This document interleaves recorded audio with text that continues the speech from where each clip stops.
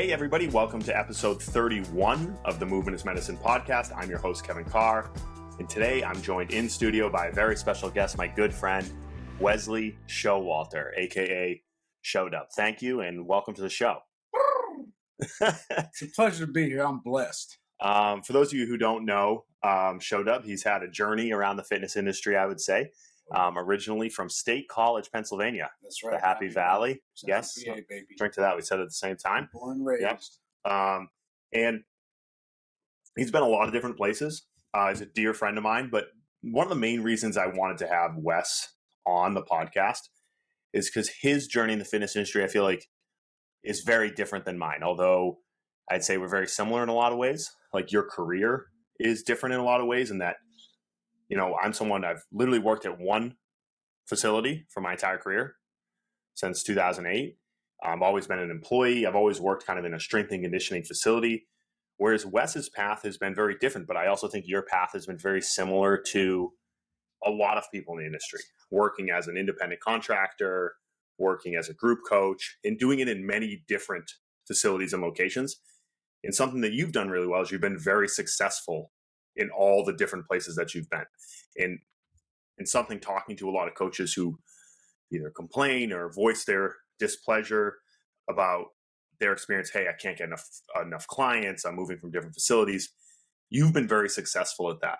And I think partially, obviously, because of your great technical coaching skills, but then also your personality and your ability to hustle and develop relationships with clients and develop relationships in the communities that you work in. And so having you on here, I really wanted to talk about that for you. I want to talk about your entire kind of career and fitness journey, but how have you been able to do that? So I don't know if you want to start by just kind of giving a quick background on you and your entrance into the fitness industry. And then I kind of want to jump into kind of your career path and your journey. All right. I'm going to try to make this like relatively short. You won't. I know you won't. I'm not going to make this short. Okay. So like you said, from State College, Pennsylvania, small town, like Penn State, we are all that jazz. When I was a little kid, I was like unathletic, overweight, all that jazz. And I started working out. I had a trainer actually when I was like 12 years old, this dude, Josh Knowlton. Yeah, I was like 12. And I started developing a healthy relationship with the gym, like many people, you know, build confidence, all that stuff. Were you like me? Were you like a chubby kid? Oh, yeah. I was like, yeah, I got made fun of. Like, yeah, I shopped in the Husky section. So yeah, like big and tall, thick with 2 C's, the whole shebang. And started working out and like started getting stronger and seeing what the gym could do. Kind of became a meathead at like a very young age, like before puberty, I'd say. Mm-hmm. Started reading muscle mags, all that jazz. And say, so when I was in high school, yes, not to get like deep or anything like that, but like my mother had passed and my dad passed when I was like 3. So I had kind of seen what lifestyle, or rather like lifestyle can do, like not taking care of yourself can lead to potentially, right? And as well as other people in my family or family friends, all that stuff. So I started kind of becoming attached to the gym, working out, the training process, what it could do for you, your quality of life, as well as, you know, I loved it. So high school came around, again, kept working out, did sports, all that stuff. And then I ended up going to college for kinesiology, Penn State University. Originally thought I was going to train athletes. I was all hype. I thought I was going to get guys ready to go for like the NFL Combine. I was, you know, at the time reading a lot of like Joe DeFranco stuff, Boyle stuff, Cressy stuff, all these other guys. And through various internships, I had a couple with like football teams, high school kids, all that. And I loved it. But fast forward, graduate college, and I'm training people by day, doing bouncing by night. Did that for like a year after I graduated from Penn State. And then I ended up moving to Chicago with the person that I was with at that time, partner I had. Didn't know anybody, like literally was moving out to Chicago just because at the time I was with this person. I was like, yeah, I want to be with them. I'm going to Chicago. Reached out to a former professor of mine at Penn State, Lori Gravish. Shout out to Lori Gravish if you're listening to this. And she was like, hey, like I know a gym out there that you're going to be great at. It's called David Barton Gym. David Barton Gym was a big box gym. Some of you might know it. It was kind of like nightclubby, very hip, like, high energy, all that stuff, like a bunch of weirdos. It was a good time. And it was a perfect fit. So long story short, Lori helps me get this interview. I end up getting the interview in like New York City. And again, I was in state college my entire life, like small town USA, right? Like middle of nowhere. A little country boy in the big city. Yeah, never had left state college. So I do the initial thing in New York City. And they're like, all right, we're going to give you the stamp of approval. You'll go out to Chicago. You're going to interview with this guy. He's the GM. His name's Colby. I interview with this guy, Colby. I get the gig. So I go out to Chicago. I know nobody. I'd never been in a major city in my entire life. Mm-hmm. I'm in this big box gym. And they hire me. And I start training people, right? They start giving me free sessions. They start like teaching you how to sell. Like that was part of their process. They had like these thing called membership advisors, which basically, again, we're salespeople. Mm-hmm. And within 3 months, and I'm not trying to like talk shit, but within 3 months, I had a full book of business. And again, I went from like, didn't know anybody, no clients, no nothing. First time in a major city, I was commuting via the train, waking up hella early to train like 5 a.m. clients. I was getting home till like 9:30, 10 at night, getting on the train the next day early as shit. So I'm at this. How far do you want me to go with this, by the way? You can keep going. I like this. All right, I'm going to keep going. So I was at David Barton. I'm there for like 3 months. And within 3 months, I'm one of their top performers. I'm banging out tons of sessions. And I thought at the time, I was like, well, yeah, I'm banging out tons of sessions. Like I went to Penn State. I have a Candice degree. Like I know exercise science, Later, I realized that is not why I had a lot of business. It was because of personality and being able to hang out with me for an hour because pretty cool dude.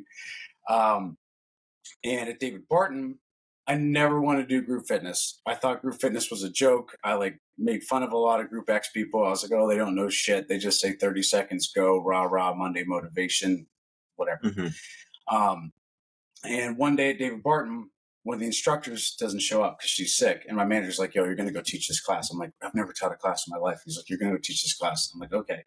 And I had experience with groups, but it was like athletes, stuff like that. And so I teach this class. It was called Back Attack. And it was like all Back Attack. Yeah, but I'm not kidding. It was called Back Attack. It was all like it was all posterior chain. And so I pull it out of my ass. I like write down a workout within like 10 minutes.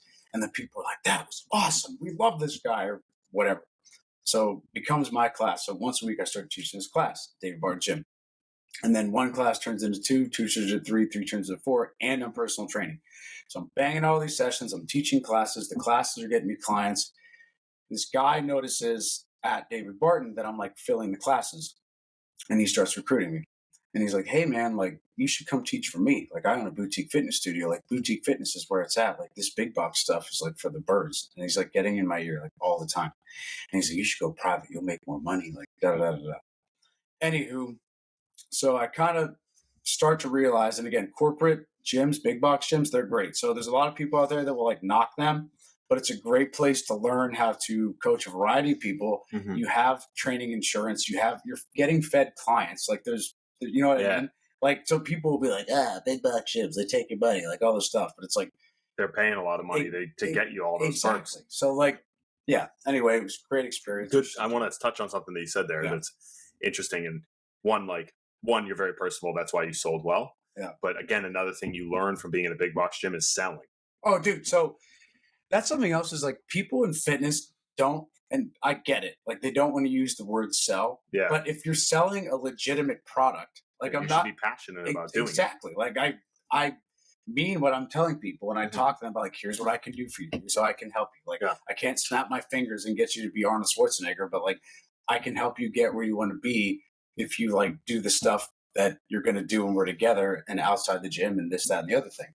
Mm-hmm. And at those gyms, like they are focused on selling. Like I worked at a Gold's before I worked at Boyle's, and the whole thing was like work the floor, talk to people on the floor, sell them on personal training. Oh, dude. And you learn how to do that and how to talk to people. And so like it's a valuable experience because like you said, people don't understand when you open your own gym, whether it's like Mike Boyle strength and conditioning, whatever your standalone facility is, you don't necessarily have people just walking in the door. You have to go out and get people to come in. When you're at a big box gym, you have a bunch of customers just potential customers standing there on the floor that you can be like, hey, I can convert you to a training client, a group class client, whatever it might be. Mm-hmm. And you're kind of spoiled in that nature. But then you said people always be like, oh, big box gyms suck. They take your money. There are a lot of faults there, but there's a lot of value in learning. So it's like you get a ton of reps. Like you said, you coached that whole time. You were coaching a ton of people.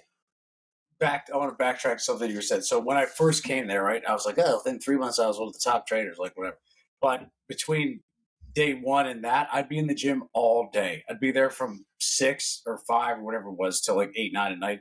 And I would literally just like give people free sessions, or I would like show them stuff, or I'd start bullshitting with people. Mm-hmm. And on top of that, people feed or they watch your body language in the gym. Doesn't matter what coaching environment you're in. And people can see if you're engaged, or if people are picking up what you're putting down, or if you actually care about the person that's in front of you. Mm-hmm. So like your body language tells a lot, right? And so that shockingly is how I got my clients. And again, I said this already. I was like, oh yeah, I have clients because like I know a decent amount about X-Phys and all this, but that's not it. It's just they don't give a shit. No, like no one said classic quote, no one cares how much you know until you know they know how much you care. Yeah. So I'm just good with people. So it's like if you have good people skills, and people knock trainers, which I get, that are, not great at coaching but have a full book of business, but there's something to learn from those people. So there's a reason people are paying them. Exactly. So like all right, let me backtrack again. Well, the truth is there's a lot of clients that don't really care that much about really getting better. No. But they like the idea of going to a trainer. And in reality, they're working out 2 or 3 days a week. They might not actually want to push that hard or work towards a goal.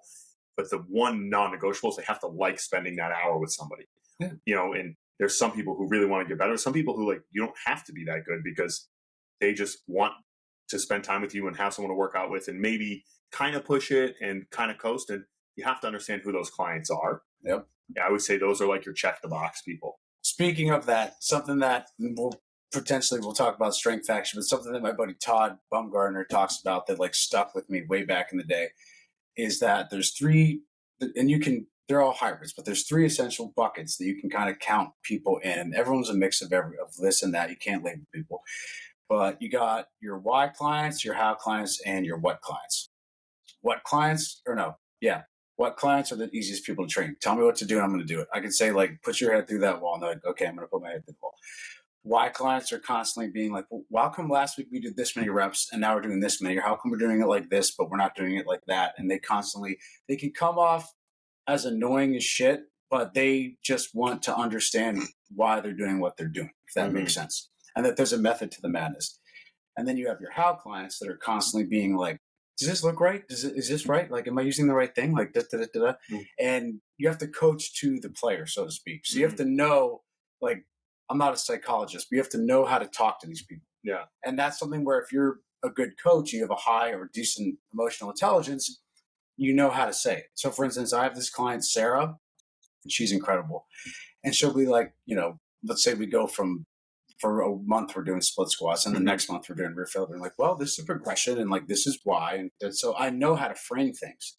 So if you know how to talk to these people, you can kind of negate all that other stuff. Does that make sense? Yeah. Right. So I always say, so you say the why clients, those are all the people early in my career I thought were problem clients, the difficult clients. You're like, oh, I fucking can't stand this person. Yep.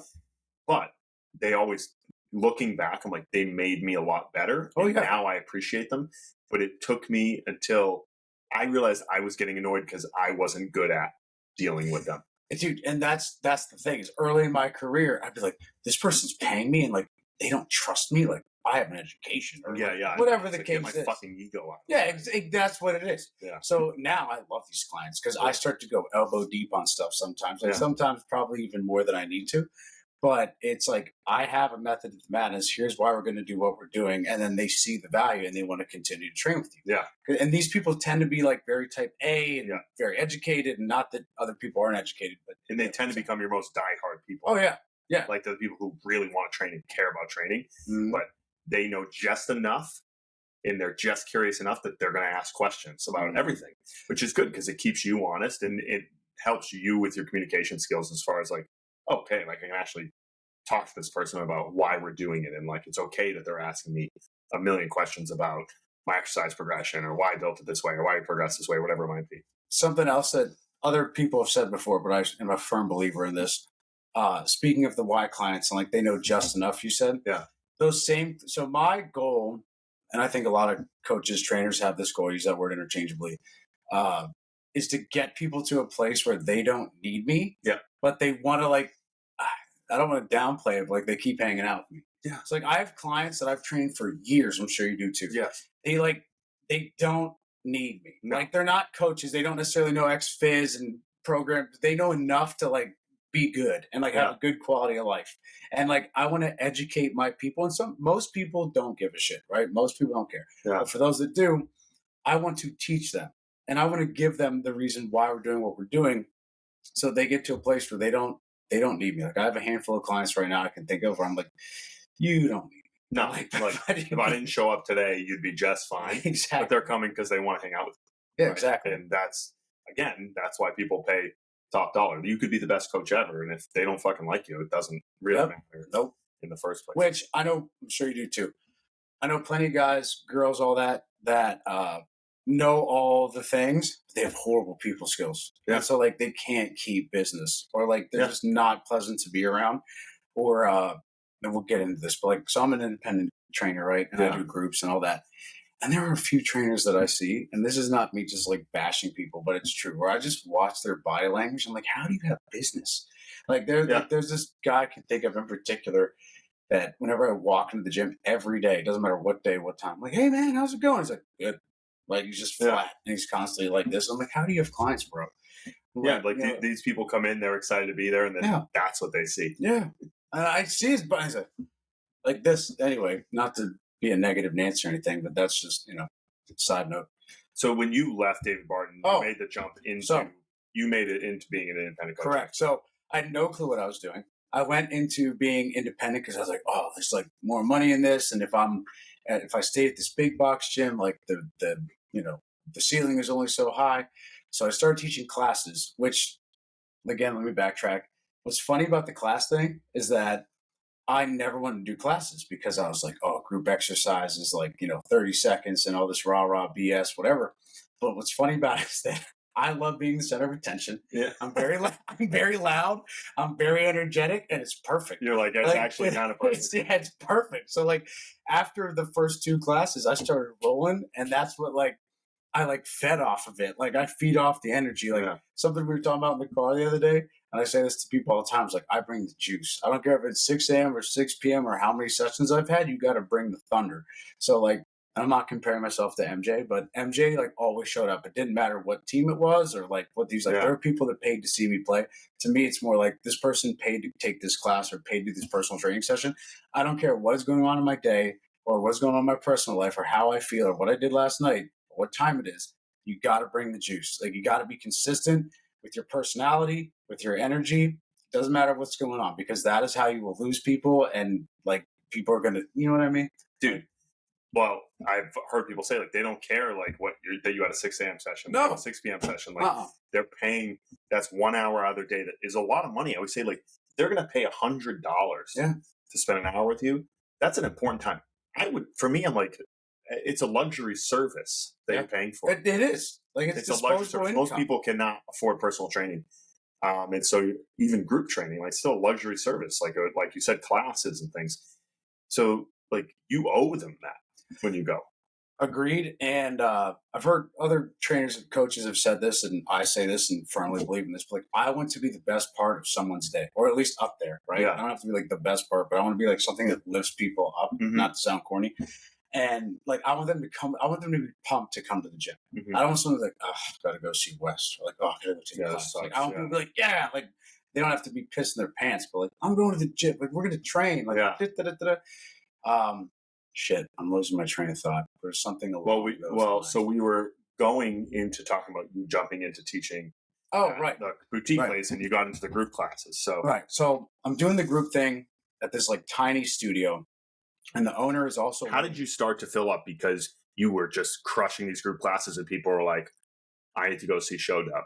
Like, you mean for one-on-ones? Like even then, like you just jumped into doing those group classes, right? Yeah. And did they just start filling up because of word of mouth? People being like, "I like this class," or like how did you kind of start building your roster again, whether it's in groups or personal training when you transferred over? Because I feel like a lot of people want to make a jump. There's definitely people in box gyms that are like, hey, I want to go to a smaller place, but like, am I going to lose my clients? How do I rebuild my roster? Like for you, and you've done this multiple times, like what do you think when you started to do that helped you become successful? Attention to detail. Yeah. And what I mean by that is that a lot, and I'm not like super duper meticulous. Like I coach, I cue, I correct, but just in general, being a good coach. Yeah. Via like acknowledging people. It can be their effort. It could be what they're wearing. It could be something they posted on social media. It could be their technique. It could be, hey, last week I saw you do this. Now you're doing that. That's awesome. Or like you gave them that little moment every day when you communicated with them. Dude, I do my best. Even if I don't know someone's name, I do my best to acknowledge them. And like I'm also a total goofball. So like I don't know if people listening to this might not know me, but I'm like very silly. Like yes, I coach and I've got a bunch of certs and experience and all this happy horse shit, but like I'm a total goon. Like I'm like I let it rip. But that makes it easier for you to build a relationship with someone you don't even say, like, I don't know their name. If you're like that, it already takes their guard down, right? Yeah. Because they're scared of feeling silly or feeling like they're in the most vulnerable moment if there's someone who's new to your class. Right? So right. Well, I'm glad you said that. So something that I love to say is I go, guys, this is just a boutique fitness class. I go, this is not the Olympics. This is not the military. I go, if shit hurts, don't do it. I go, I say just that. I go, if shit hurts, don't do it. I go, don't worry about the person next to you. I go, I'm just happy you're here. And then sometimes I'll make this joke for like first timers. I'll be like, where's my virgin blood at? And I'll be like, blah, blah, blah. I'll go, hey, if you have a bad time, there's like 80 other coaches here. Don't check them out. Or I'll be like, and I'll be like, and by the way, I'll be like, listen, it's not going to last that long. You're not going to get hurt. And you might even laugh a little by the end. And I like make that little innuendo. So I try to I try to make people feel comfortable as best I can, especially like you got this heavily tattooed dude playing like Ozzy at 6 a.m, bouncing off the walls. Like that can be scary as shit. Yeah. Like to some little lady which one of my favorite things is when I get like an older lady, which actually there's this older lady named Nancy. She's like 60 something. She takes my class every week on, what day is it? Wednesdays, every Wednesday. And the first time she took my class, I could tell she walked in. She was like, "Holy shit!" She was like, "This is my first time." She sees you, literally. She sees the metal, and I get it. Like I'm wearing a cut off metallic shirt and like whatever. I'm like, "What's up, Nancy? I'm Wes." And I like start BSing with her, and I'm like, "Listen, you're gonna be just fine." I go, "Worst case, you're gonna die." And I go, and I was like, "I go, you're not gonna die. It's fine." I go, "It's just exercise." And I try to like again make it silly. I'm like, listen, if you're and I actually say this on the mic. I'm not kidding you. You should take one of my classes one day because you probably laugh your ass off. I'll be like, listen, if you're here to check the box, great. If you're here to smash the box, great. If you don't know why you're here yet, great. If you're here to sweat out last night, great. If you're here because your buddy brought you here, great. I'm just happy you're here. I'm like, I'm just happy you're here. Let's have a good time. And I'll be like, I'm going to give you 800 ways you can do the same exact exercise. And if you need a break, take it. You need water, towel, pee, go take it. I go, this isn't the military. It's just a workout. It's just a workout. And I say that every time I teach. Doesn't matter what time slot it is, because like you're taking away, because what's beautiful about that is like that's your personality. Yeah. But like all these people come into a fitness class uncertain and unsure. Oh yeah. And all you do and all those things you just said is like you take away all the uncertainty and fear that they have, right? That's all I want to do. Yeah. I want people to feel comfortable. And again, everything I already said. Like the way I look, the music, the this, the that, especially like where I'm at right now, it's an awesome studio, but it can be intimidating. You got all these chicks or guys too, and like Lululemon with their shirts off and sports bras and like that's great. And that's grand. But I'm like, I'm just happy you're here. And I'm like, let's stick around a while. Let's move. Let's sweat. Let's challenge our homeostasis. Like, let's laugh and giggle and let's try to get a little better. Like, I love that. But that is like, again, naturally you're an extrovert, but you don't have to do it your style. No, you don't. I think that doing what you do, communicating with people up front, helping bring their guard down because you're outgoing, and you taking away all the uncertainty for them is what gets people comfortable to come to a class. And they're like, oh, I'll come back to this class because I felt good when I went there. Which, and this isn't me like gassing myself up, but you can gas yourself up. And I'll show you if you don't believe me. I'll show you on my phone right now. I got a message. So yesterday was Thursday, right? Yes. So I taught a 7 a.m. class. It's one of my favorite classes. It's pretty much the same people every week. And this woman, Dina, if you're listening to this, shout out to Dina. She messaged me. She's like, Wes, I loved your class so much. And she's like, I don't know, 50 or something like that. And it makes you feel good, which I'm going to say something else. And this is corny, but I don't care. I have a notebook and a saved document on my phone full of messages from people that have said something along those lines about like, you made me feel good, or something that's positive about, not like, Wes, you're the best, but like something that says like exercise and like, I was really scared and now I'm not, or like you got me to my first push up or whatever it is. And on the days that I'm not having a great day, which isn't that many, like I pretty much piss rainbows every day. Like I wake up, do the gratitude journal, all that happy stuff. But if I'm ever having a shit day, which isn't that often, I will look at that stuff and I'm like, this is why I do what I do. This reminds me, you're like, okay, yeah, make it. Exactly. I don't care if it's like, an older lady or a man or a jack dude. I don't care. But if I'm having a positive impact on somebody's life, like that's why I'm doing what I'm doing. Yeah. You know what I mean? Yeah. That was why I used to tell people, and it's in one of my presentations that I would say is like, just think every day I want to leave and think, did I make one positive impact today? Because like there's gonna be a lot of days when like they're tough days, or you're tired, or like you felt like you didn't coach well. And some days when I get done with like a group of kids, I'm like, fuck, I'm not good at my job. And then you're like, did I do one thing today that I thought like I took somebody up a notch? That's it. Because there are, like I said, I'm like, I bring the juice, and I do, but there are some times where I teach a class and the group is flat. Like I'm bringing the thunder and they are just not picking it up, and that it happens. Like I don't care who you are, what energy you bring. Sometimes that's just the vibe or the people or the time or whatever it is. And so it's like, if you can find one person that you uplifted that day, then howdy doody. That's great. Because just keep making it positive. Yeah. Stay positive, test negative. I had to say that. Sorry. So like you've been as a private contractor or like a group class coach in a lot of different cities, right? You've restarted, you've redone multiple times. Yeah. And so if like, there's a lot of people, like I said, who want to make a jump to either opening their own place or leaving like a corporate fitness gig to going to a smaller studio. And I think a lot of times people are scared of restarting because they're like, how do I rebuild it? And so you've done that really well. Like everywhere you go, you're like the top coach, or you fill up your classes, you fill up your client roster, whatever it is. Like when you make that jump consistently, how do you start? Like how do you, when you get there, you're like, hit the ground running? Do you start making phone calls? Do you ask people at the gym? Do you just say, hey, I'm going to take any session I can and see how do I snowball it from there? Like, how do you go and do that from a practical standpoint? So there's a lot of ways you can do it. This is my experience, right? Yep. And it's funny because every time I've had to do it, I've gotten more efficient / more confident. Doesn't mean I can snap my fingers and get business. No. So first off, I'm going to say, I don't care who you are as a coach or what education you have or how long you've done it or how much ass you kicked anywhere, it's going to be tough. Yeah. And my biggest shot to my ego, which I'm not going to lie, I had a huge ego, which, by the way, if you ever hear coaches that are like, ego is the enemy, 9 times out of 10, those people have massive egos.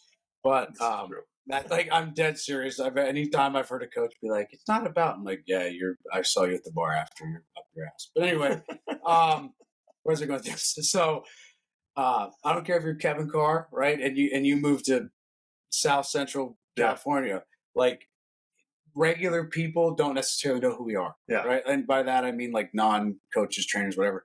So for me, you have to realize that one, you're going to have to do things, or at least for me, right? You're going to have to do things that you don't want to do. You might have to go back a few steps.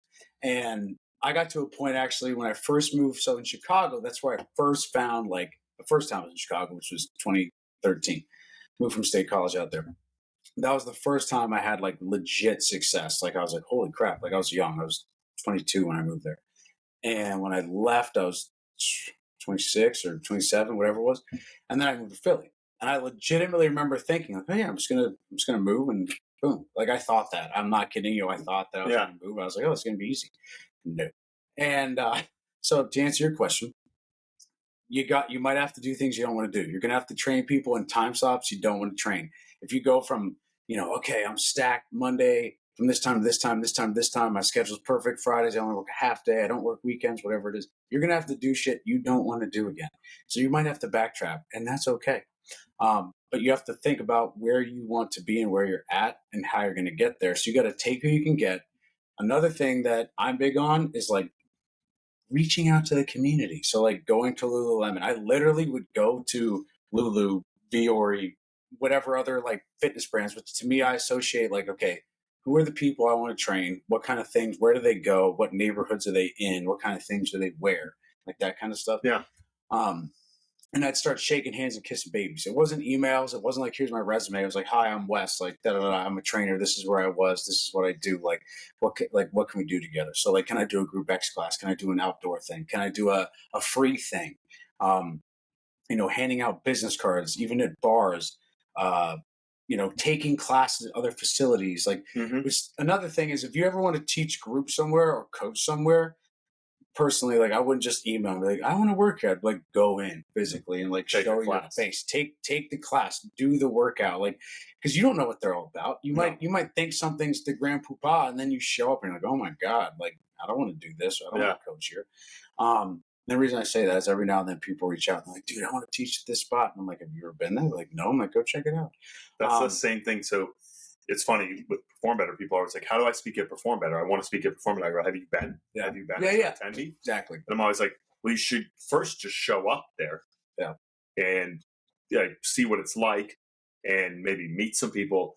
Don't just email them. Right. And if you meet someone face to face, like you said, you went to Lulu or whatever it is, like the impact is 10x what it is if you get an email from somebody, right? They will remember you. They're like, oh, that guy was pretty cool. He came out, he took the time to come here. That makes a big difference. Same thing with a job, right? People come into the gym to work with us. Like if someone sends us an email, we're like, like I don't know who this guy is or girl. Yeah, but if they were like, hey man, I took the time to come and just like I wanted to come shadow at MBSC. Yeah. Like, oh well, he took the time out of his day. She took the time out of their day to come and hang out. And there. You run a staff and you run a gym and you have businesses like that's so you're on that end of things, right? I'm not.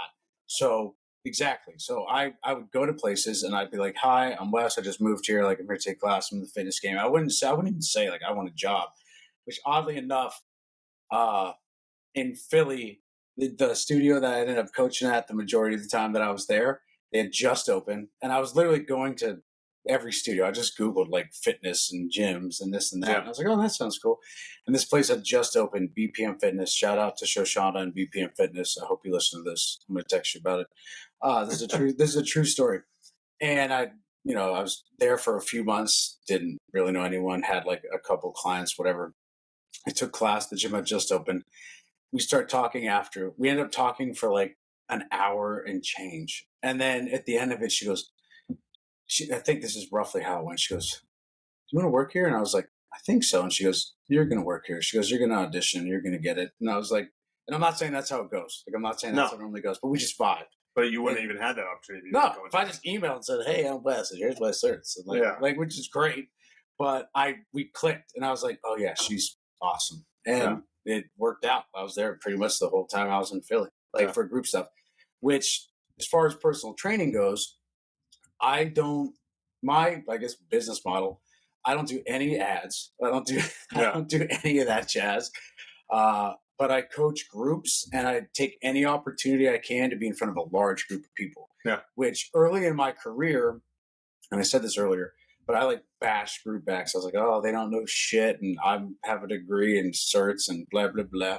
But the reality is if you're a good coach and you're in a group X environment or any group format, right? And you do your job, people see oh wow, they get the energy. They get it. I'm goofy and I'm silly, but it's a chance to show your opportunity. It's a chance to show you care, and it's a chance to show your skill set. Yeah. So if someone's foot is rotated in on a split squat, and say, hey man, rotate your toes up like this real quick. Great. All right, we're not going to rotate on that knee, or whatever. Hey man, line up your pointer fingers, or reach through the floor, whatever it is. Yeah. And people are like, oh, no one ever told me that. I'm like, really? Or and then they're like, ding, that's they took.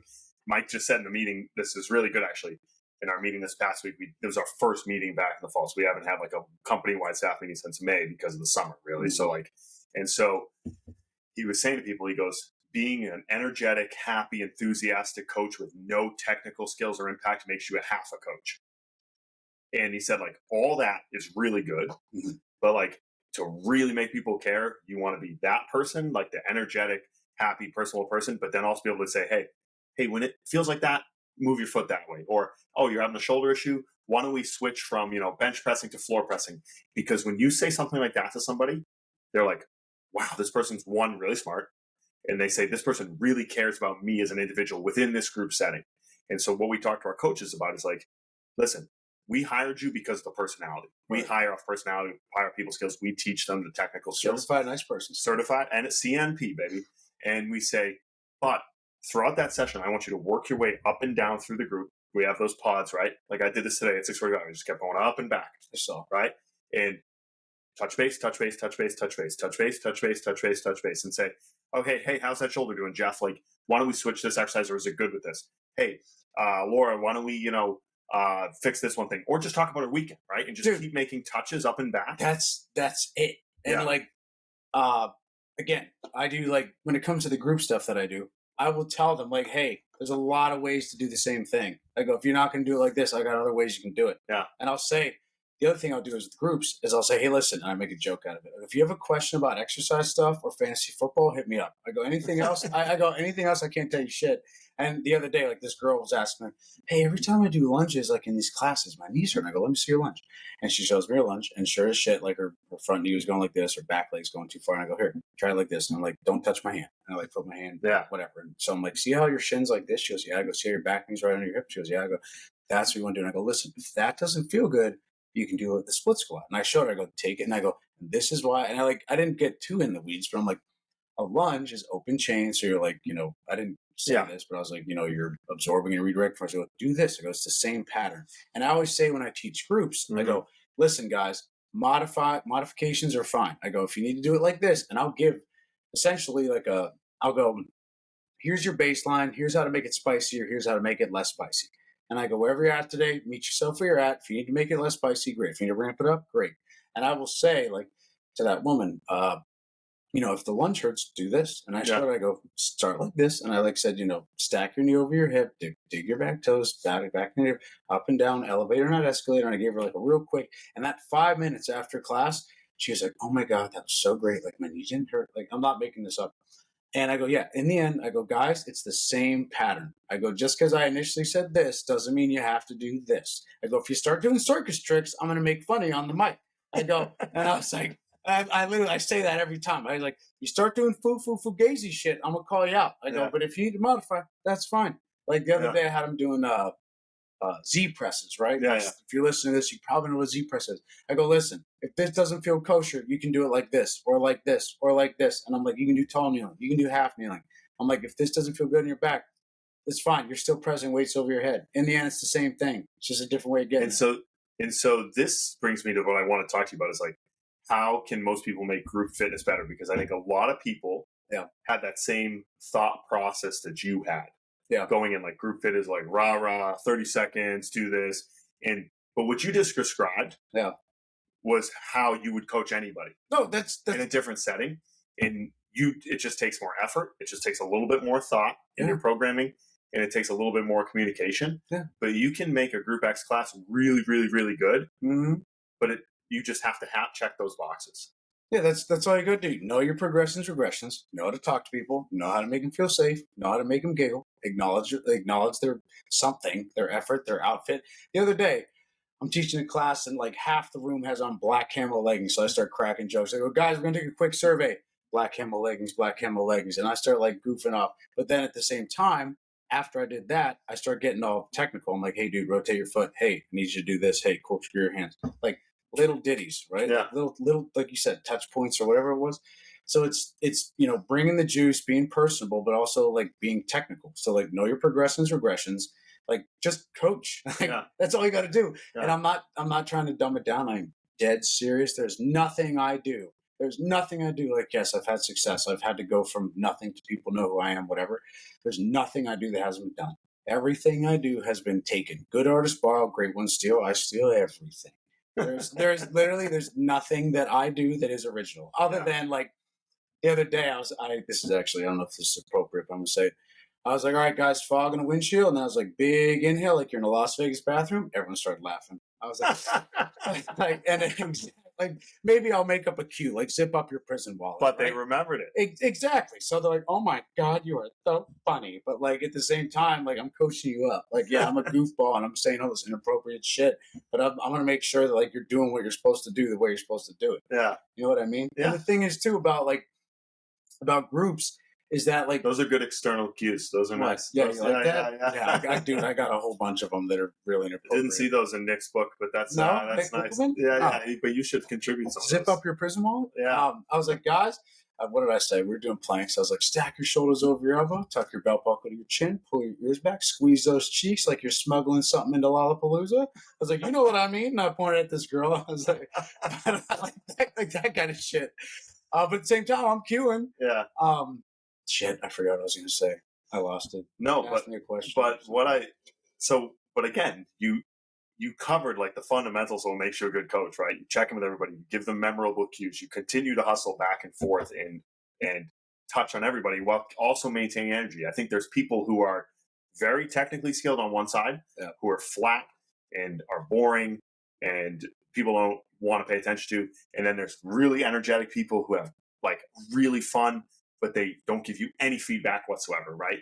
And you have to be somewhere in between those two ends. And every day or every client might go one end to the other, right? Mm-hmm. There's some people who really want this in a group, and there's some people who really want this. And you're like, okay, how do I keep moving the dimmer switch for each person? Which something else about groups is that like not everybody's going to like you. Right? No. Like I always joke at the end of class, I go, hey guys, if you don't know me, I'm Wes. I'm the man. And I like make a joke about it. But like not everyone's going to like you, right? Whether it's your music or the way you look or the way you coach or the exercises you do, especially in group X. Like a lot of people like this like fugazi nonsense, which is fine. But I'm like, dude, if you don't like it, change your channel. And I don't take it personally. I go, there's plenty of business out there. Yeah. Same with personal training. Like where I train one-on-ones, like this one woman was in the market for a trainer. And I didn't realize she was like hitting up multiple trainers. And I did like this long interview with her, and she ended up training with one of my best friends. He was like, dude, like I didn't know she was taught. I was like, dude, it's fine. I'm like, bro, like I'm glad you got the client. Not everybody's gonna fit. Yeah, I'm like, I'll get somebody else. And on top of that, that same woman takes my classes all the time. Yeah. Like not that that matters, but he literally was like, insert, he's one of my best friends.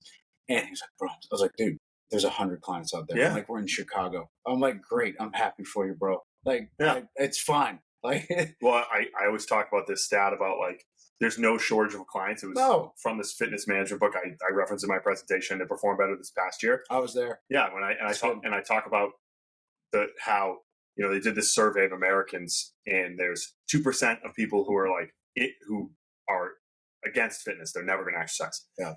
Then there's like 16 or 17% of people who are diehard, right? Then there is another like 16 or 17% who are indifferent, meaning like, I don't really care either way. But then that relieves, I think it's around 65% or whatever. 69. Yeah, it should be. Just for the podcast, we'll say it's 69%. Yeah. That are, know they should be exercising but aren't. Right. They're uninitiated believers, as they call them. I like that. And if you take, that's of Americans 18 and older. So that's like, that number, that 65% is like 165 million people. Mm-hmm. There's no shortage of clients. And you're definitely not going to please all 165 million. No. And like you said, your boy, like he's not your threat. Yeah, no. And even with us, like within our own gym, we said this to our coaches this week. Listen, if you get a new client and you think like after a couple weeks, like, hey, we're not a good fit. And we even send now in the first month to our clients, we say from the office, not from the coach, not from the person coaching them, Carrie or Kat in the office, send an email and say, hey, I just want to check in. How's training going? Do you think it's a good fit with your coach? You have a good relationship? Because we still want them to train with us. I'm not like Steve. I'm not like Dan. I'm not like Vinny. Right. I'm not like Bree. I'm not like Lauren. I'm not like Courtney. We're all different, right? And so if you don't think it's a good fit, there might be someone else who's a really good fit for you. Delivering virtually the same product. Yeah. But just in a different wrapping. So to that point, whenever I do consults or whatever you want to call it, I get referrals, I go, hey, listen. And I talk to them, and I do this whole thing about like setting expectations. It's really simple. But I go, listen, if I'm not a good fit, I will help you find someone that is. Yeah. There's this woman a while ago who, this was, I don't know, a couple of years ago, and she basically wanted like someone to beat her to the ground every session. So I was like, hey, like, I don't do that. Like, this is why I don't do that. And I was like, I respect that you want that. And I didn't berate her. I didn't say like, that's working down or like any of that stuff. I go, but I know this person and this person and this person who would probably cater that. Yeah.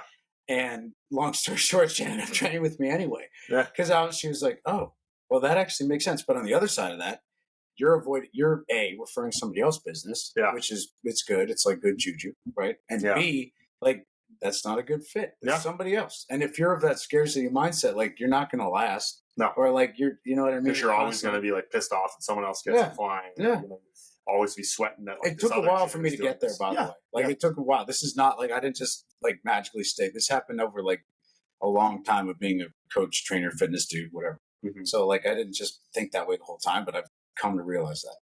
You know what I mean? And I think that that's an important thing to get to. Even with our own coaches, I'm always like, listen, if you don't have the clients that you want, then we have to figure out a way to get them for you. But it's not because someone else is getting more referrals than you, because we just look down the list and say, who wants clients? Who's open at this time? We just dole them up. It's not like there's no reason you're not getting the people that you want, other than the fact that maybe you're not getting out there. Yeah. And I would say, like, we're very spoiled in MBSC. Like, literally on Monday, we had 6 walk-ins in one day. 6 for groups and personal training. Came in to a dead end street. If you've ever drove to MBSC, you put the GPS, it actually stops before you get to MBSC. It stops like the building before, because I don't know, maybe the maps and the GPS like don't friggin' match up to the actual street. We're at a dead end road in Industrial Park. It's all construction workers, painters, shit like that on our street, and a brewery. Right. But we're at the very end. We have people walk in, have never been there before, never called, and just say, hey, can I try training? Or like, what do you do here? That doesn't happen in most places. So I say to our coach all the time, like, you don't know how good you have it. Like, you don't, like you said, you don't have to go out and like sell that much. Like, everyone here, there's no people on the floor that you sell to. Everyone's with a coach. And so what I would say to them is like, listen, you have it really good here, but if you don't have what you want, you can still go out and sell to people. You can go to community events. You can go to Lululemon. You can go to the mall. You can go to wherever and tell them, you know, hey, I want to go do a free exercise class for you. And you can get clients that way.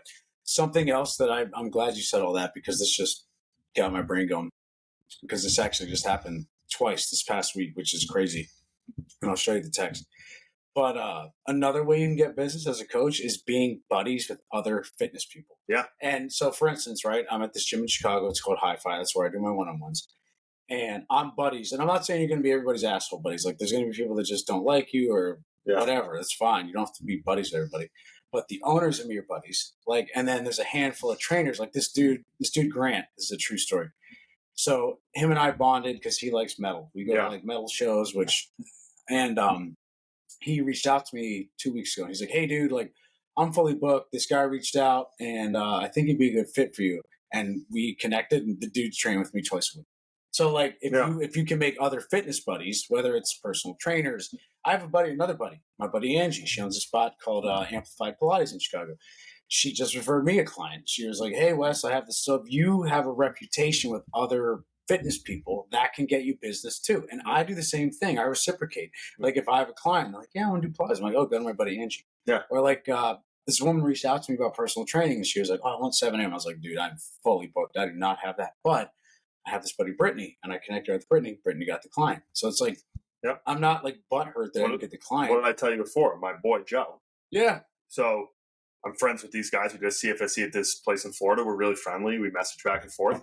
And he's like, he spends half his year in Florida, half his year in Boston. And he's like, oh, I wish I could find a better place to train in Boston. My boys were like, why don't you go to MBSC? Yeah. So they sent me an email.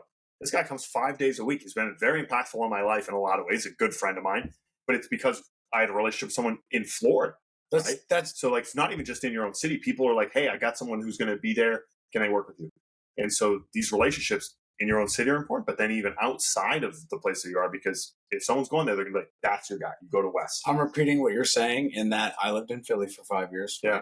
I've had 2 client referrals that were from friends of mine in Philly that had people in Chicago that they were buddies with. They were like, hey, like, I'm looking for a trainer. Like, I'm moving out of Chicago. Oh, West or whatever it is. And I do the same thing. Yeah. People are like, hey, dude, I'm moving to Massachusetts. And I don't know if I referred her or not, but Katie. Katie, yeah, she's there. Katie, Yeah. She goes to what? Yeah, and I remember singing the praises, and I ran into her. I was like, holy shit, Katie. Like, so yeah, like, I don't know, just be a good person. Don't be a dick. But yeah, like making friends with other people in the community that are authentic is like another way to generate business. Mm-hmm. And like, You know what I mean? Especially if they trust you. Like, I'm not going to refer someone to somebody that sucks. But, Yeah, no, absolutely not, because you feel like that reflects on you. no, Right? dude, not to veer off on some other thing here, but Veer away. all right, I'm going to veer. There have been, it hasn't been lately, but there have been times where someone's reached out to me and be like, hey, I saw you know this person on Instagram or whatever, and like, and they applied and da da da da, da, and like, I am not a hard ass, but my name and reputation, whatever, is attached to things I say. You gotta be like, honest. I'm like, hey, like, I don't want to talk smack, but like, I know this person, and like, you know, they late cancel on clients, they don't show up. They like, hey, like, That's do tough. whatever you're gonna do with it. Or I'll say like, hey, I don't know this guy. Like, I met him at a thing. That's it. I don't know if he can coach or girl, whatever it is. Yeah. But I will be brutally honest, because I don't ever want somebody to be like, oh, well, Wes said this person's awesome and they suck. Or like, you know what I mean? Yeah. Hey, listen, you got to be a professional. That's it. Right? Like, if I tell someone this dude, lady, whatever it is great, like, I believe it. Like, that's not BS. Because if you give a couple bad recommendations, then people are going to say like, Exactly. I'm not going to ask him again. Like, oh, if they say this person, like, your name's mud. So word is bomb. Wu-Tang. It's for you now. So like, you're your own business, right? Like, you're like a solo entrepreneur, right? Yeah. And I think people don't. I think trainers, and I'm going to have Steve the barber on here pretty soon, because I think barbering and especially the way that you do fitness and work as like a solo entrepreneur is very similar, because lots of barbers rent chairs and sometimes they cut in multiple places. And I think both these businesses, they don't necessarily think of themselves as a business. And so for you, like, I think the way that you're successful is when I talk to you, you talk like you're a business, like a one-person business, even though you might be at two different places where you teach classes somewhere, you teach personal training somewhere else. And even for our own coaches who are employees, right? They're not contractors. I say, like, you still need to think of at NBSC, you're your own business. Yep. And like, you might build through NBSC, you might use NBSC policies, but you're still going to have my own email or text chain with all my own clients. However you want to do that. I'm going to have the way I communicate, the way I expense things, like everything, think of it as a business in there. And that's how you're going to be most successful. You're not just going to just float, right? Nope. Which, all right, again, I'm veering off. But I remember when I was in my, I don't know, that's like corporate jargon or some bullshit. But I remember being younger and being like, yeah, like, success in the fitness industry is like, I'm going to have my name on the gym and I want to own a gym. And like, I thought that. I was like super passionate about it. And then as time went on, for some reason, I was like, you know, I like what I'm doing right now. I'm not saying I'm going to be like married to like what I'm doing now forever. Like, I love it. I'm happy. I am happy. I like my schedule. I like the classes at Studio 3. I like the one-on-ones I do, all that stuff. But like, success as a coach, trainer, fitness person, whatever, it is what you want it to be. Yeah. Whether it's your schedule or your income or how many hours you're coaching or whatever it is. And you alone are a representation of that thing, like you're saying. So, you know, you don't have to have shitloads of followers on it. Like, I don't have that many. I've got like $2,000 or whatever it is. Like, $2,000 of people who really care about you is a lot different than $60,000 of people who don't really give a shit. Exactly. I heard Luca Hovasar, who I really like. Yeah. I think I'll say this now. I'm going to try to get him for the spring seminar for 2024 at NBSC. But he was saying, like, he showed a picture of like a bunch of different stadiums, right? He showed like a small concert venue. He's like, this is 2,000 people. He goes, people complain to their followers. Would you like to have 2,000 fucking paying customers? Yeah. Because if you have 2,000 people who really care about you, it's a lot different. He goes, here's 10,000 people. Look how people are like, oh, I don't have 1 million followers. 10,000 people is a lot of people. You go, how many people fit in Penn State Stadium? 100,000? Yeah. Yeah. Like, he went all the way through, and I'm like, it matters how much they care about you, right? More than the numbers. And so I don't think that matters in fitness. Like, you need training. If you're a trainer like you need like 50 people who give a shit. That's what I was going to get at next. You need like 50 people who give a shit. Right. That's like, that'll pay your bills. Would you rather have an audience that's like a big audience that doesn't buy T-shirts, or do you want a low audience that buys the merch? Yeah. Like, it's, or whatever. I don't know if that's a good analogy. You don't know, like, but it's true. Like, you really don't. Like, so I sell shirts through Movement is Medicine. I just did a sale. Sold a bunch of fucking shirts this year at like $25 a pop. I have 65,000 followers on Movement is Medicine. I don't need 65,000 people to buy them. I need like 100 people to buy them. Right. And so for me, like, I think people get so caught up in the social media, the hype thing, like I need to have followers. And like, nah, dude, you can make a big enough impact in your immediate community by being a good coach, connecting with people, developing a devout local following. Like NBSC has a devout local following. We don't need to have the social media piece. Like Mike has it because he's Mike. Yeah. But for us, like locally, that is what pays the bills. That's the bread and butter for us. Nothing else is. Yep. And so I think that's a lot harder to do. Right? I would, yeah, I'd say it is. Like, I'd rather have 10 diehards than 100. Yeah, you know, because those people won't leave you. No, exactly. So COVID, okay, COVID, good example. Dude. COVID hit, a bunch of gyms went under. Like I always said, COVID exposed existing conditions, right? Both from a health standpoint and from a business standpoint. Yep. So like, right, people who weren't healthy went down, right? Unfortunately. Mm-hmm. Businesses financially who might have looked good on the outside, but weren't healthy, went down.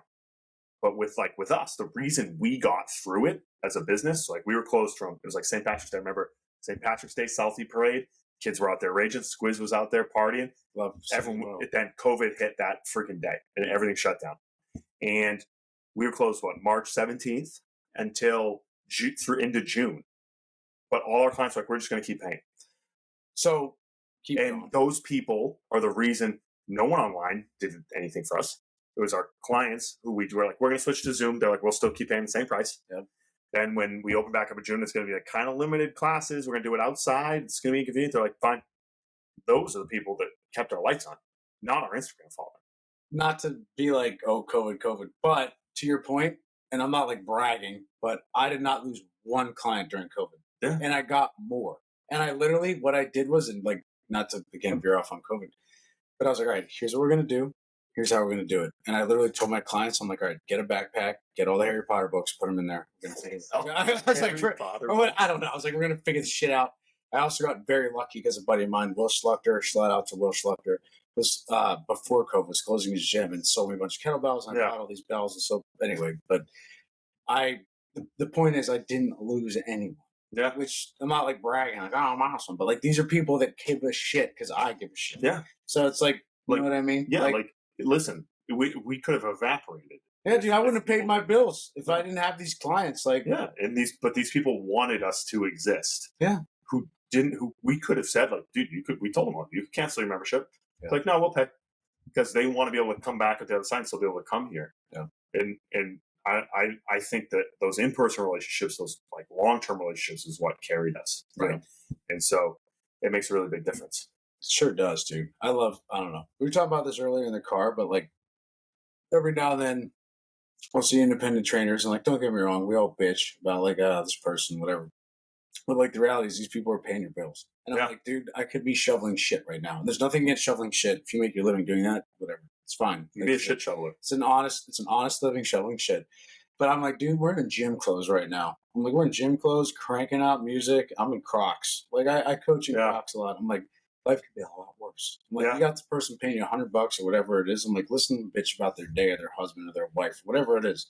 I'm like, and then make them do some exercise. You ever have like a little moment of gratitude in your day? I was standing there in the gym the other day. Yeah. And like I've worked this was a busy fucking week. First week of the interns, first week of fall groups. Like we were grinding, right? And I'm standing there and it's freaking crazy in there. And I'm in like what I'm wearing now. I'm in like a freaking t-shirt, shorts. And I'm like, this is pretty fucking good. Yeah. That I have right now. And like I could have been like, man, I'm fucking tired. I was there till like almost 9 o'clock on Tuesday. Yeah. And I'm like, I could be bitching about it, but I was like, dude, I could be freaking working a double. I could be like a parking lot attendant. I could be, like you said, I could be freaking emptying porta potties for a living. And I'm like, this isn't that bad. No, dude, I got to call myself out for that shit all the time. And every day, whenever I want to bitch, I'm always like, okay, what could I be doing? That's how I look at it. I'm like, how can it be worse? What could I be doing? Yeah. And like, not to be corny, but I do a gratitude journal every day. It works. It definitely works. I wake up every day. And one of the things I write down constantly, so I do like, and again, I'm not unique, but I'm like, 3 things you're grateful for, 3 ways you're going to make the day great, daily mantra, all that. And one thing I constantly write on there is my clients. I go, my clients and my classes. I'm like, I'm very grateful for these people. What's interesting, like a couple weeks ago, I was tired. I was kind of in a bad mood. I went into work and I noticed throughout the day, I get into a better mood. Dude. So like I'll go in, I'll kind of be story sour. about It's like this. 5 a.m. and I'm like, fuck, like I'm tired. Kid had to be exhausted, whatever it is, all the shit that you bring with you. And then I have one client. Then I have a second client. Then I have a third client. I'm like, oh my God. I'm like powering up. Yes. Like I feel a little bit better. Yes. Like, and you realize like, oh, the energy transfer thing's real. And I'm like, oh my God, this job really makes me happy at the end of the day. And you have to be grateful for things. Like you could be tired, but like, okay, I get to come and do this all day. I just hang out and talk to these people who are essentially my friends, right? Like, so same exact thing, but different. Yeah. On Wednesday, I subbed this class. It was a late night class, and all day I was like, why did I say I would sub this class? Yeah, you're like, I'm going to cover this group. You're like, why did I say I would take it? Damn it. I was like, why did I say I was going to do this? And then I did it, and like I brought the thunder. By the time the warm up was over, people were like, and again, I don't normally teach that late. People were picking up what I was putting down and giggling and laughing. I'm like, yep, this is what I do. This is what I did. Yep. So that's the same thing. It's the equivalent of taking a middle school hockey group at MBSC. Yeah. Because we were talking about earlier, the middle school kids, middle school boys specifically, who all play on the same team, are the worst. Yeah. As Mike says, middle school boys are the lowest life form on earth. Sure. Right? Like they screw around, they don't listen, they don't particularly move well. They're the hardest thing to coach. If you can coach a good group of 12-year-old boys, you're a good coach. And so same thing. Like I was like, I'm going to stay. I'm going to take this. Right. And fuck, it's like 5 o'clock. I'm going to take them at like 7:30. Right? Yeah, exactly. I'm like, I still have this many hours till I have to do this. I'm going to take them. I still have like 3.5 hours to go. But then I go out there and I take them, and I have like the younger coaches and I have the interns watching. I go, I'm going to show them how to fucking do this. And I know I can run this group like a freaking machine. Yeah. So I run it. These kids are clicking. They're energized. They're freaking listening. They're doing things well. And I walked out. I go, oh, I'm really fucking good at this. Right? Dude, and that's like, it. That's it. And I was like, oh, that's why I like doing it, because the kids were jazzed up after they were high-fiving. When they came in, they freaking weren't listening. A couple kids had to try to hide an ear pod in there. I'm like, get that shit out of here. Yeah. And at the end, they wanted to be there. That's it. Right? And I'm like, okay, that's the power of coaching. Dude, it is. And like, to the same point, I'm always like, and I said this earlier, like, I bring the juice, which I do. I'm like, you gotta leave your shit at the door. I'm like, I don't care what is going on. I'm like, I don't care if you have to pretend all damn day, but there is that energy transfer where to your hockey group thing, same thing. I was like, fuck. Like, it was 6 a.m. and I was like, I have 6 sessions and 3 classes and I have to go till 7 something at night, and then I gotta wake up at 5 in the morning and do this shit again. Yeah. And then the time the class went, I was like, and by the time it was over and everyone was all hype and high five, and the people had never taken me because I never teach that slot, they were like, I was like, this is why I do this shit. I was like, exactly. I was like, I'm good at this. I was like, I love this shit. Like, and it's just funny how that works. Yeah. Like, you know, and it'll always be that way. Like, you're gonna have your days with. You're not always gonna. I can't wait to be here today. Like, yeah, it's not every day. You're not gonna piss rainbows. You're gonna have days with it, but it's like, just bring it. Leave your shit at the door. And on that note, about your energy, what I want you to come right to the middle of this, right here, right to the center. I want you to look right into that camera. Wait, like right there? Yeah, and I want you to give me your closing remarks that you give in your class, because we talk about giving people energy. You take your shirt off. Take your shirt off. Yeah. I hope you guys on YouTube are watching. Because you talk about like giving people positive energy and giving the juice, and I always say like it's how you start and how you finish. People remember what they call the peak end effect, right? Okay. So like when you end a session, I was talking to this with some of our coaches, like don't let them just go to conditioning, be like, all right, do this, and like check with them, leave and give them something at the end. Right. Because even if like at the beginning of the class, like you're energetic, in the middle you're kind of energetic, but if you leave, it can't be flat. You kind of are flat at the end. They remember what happens at the end. Yep. Right? The climax. And so The Power of Moments is a really good book. I've read that. Power of Moments. He talks about they talk about the peak end effect. I haven't read it yet. And they talk about like you want to end every experience with something that's really memorable. And when you were talking to me about how you end a class, it reminded me of like the Hulk Hogan, like eat your vegetables, take your vitamins thing.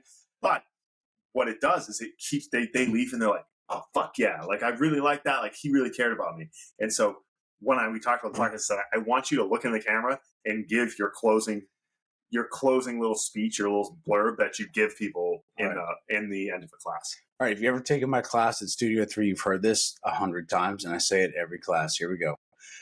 Make good choices. Look both ways. Wear a seatbelt. Wear a helmet. Wear protection. Wear a sunscreen. 1.2 to 2 grams of protein per kilogram of body weight a day.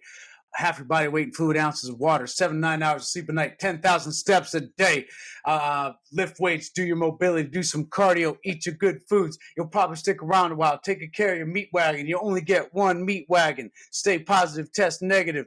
Brush your teeth, floss, mouthwash, the whole shebang bang. Stay blessed. What else? I think that's about it. Yeah, that's. But I say that every class, and sometimes people come up to me and ask me about it. I'm like, really? I'm like, yeah, that's what you should do. I go, if you do that, you'll probably stick around a while. Take care of that meat wagon. You only get one meat wagon. I say that every class. I go, you get one rod, kids. Take care of it. Anyway. Oh my God, very good job. I like that. So I always end with a book recommendation. I didn't do it last one with PJ, but I am going to do it today. And this is a book I just finished not that long ago. This isn't a fitness book at all. Sometimes I don't give fitness books at all. I also like history. I'm a big fan of history. So I tend to read like kind of like a personal development or training-based sciencey book, either listen or read. And then I'll read something that is usually history-based. Like I have The Real History of the American Revolution over there. I have this one is very, very good. Destiny of the Republic. Put in the camera. It's about James Garfield, president that most people don't read about. See? Okay. And the subline, Tale of Madness, Medicine, and the Murder of a President. He was assassinated. Okay. Very, very good book. Very, very good read. Outstanding. Candice Millard, she also wrote River of Doubt, which is about Teddy Roosevelt going down the Amazon River and doing an exploration down the Amazon River. Very impressive guy. Very quick and easy read. Highly recommend. So if you like history, Destiny of the Republic by Candice Millard, I would highly recommend. Wes, do you have any book recommendations for today? You don't have to. I kind of put you on the spot. Hold on. Well, all right, everyone and their mother has a boner for this in fitness, but I just read like Outlive by Peter Attia. Okay, that's fine. So that was a good one about like, fitness stuff, but non-fitness stuff. You recommended it to me, that book Conspiracy. Oh, Ryan Holiday. It's one of my favorites. It's about Hulk Hogan and some other crazy shit, but you should check it out. It's one of my favorite books. It won't make your life better, but it's entertaining. Yeah. Awesome. Yeah. Well, my friend. Am I the first one to take your shirt off? You are the first one to take your shirt off during a podcast, which is actually kind of crazy that we haven't done that. But it's because not enough people come in the studio. So you're here. So we're going to do more of these. So thank you very much. We'll get this out in the next couple days. And see you out there. Fitness. You did great. You did awesome.